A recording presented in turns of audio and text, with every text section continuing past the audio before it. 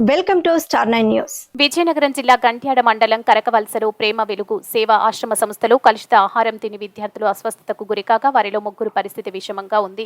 42 మంది విద్యార్థులు ఉండగా కలుషిత ఆహారం తిని వీరిలో 25 మంది ప్రభుత్వ ఆసుపత్రిలో చికిత్స పొందుతున్న విషయం అధికారుల దృష్టికి గురువారం మధ్యాహ్నం వచ్చింది.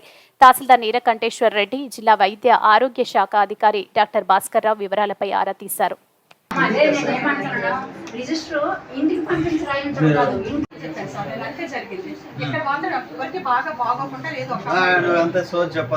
చెప్పు ఆ రోజు ఉదయం నైట్ ఇద్దరు పోయి వచ్చారు. మళ్ళీ నెక్స్ట్ డే ఉదయం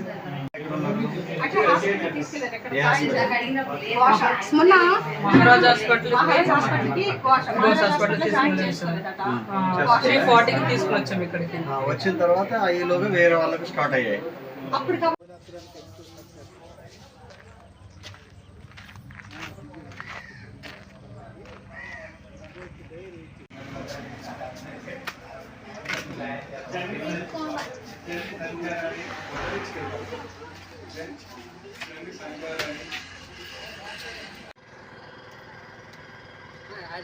మెసేజ్ పెట్టండి, నెంబర్ ఫోన్ నెంబర్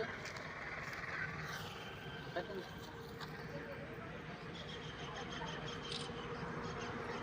నా నెంబర్ పెట్టేసి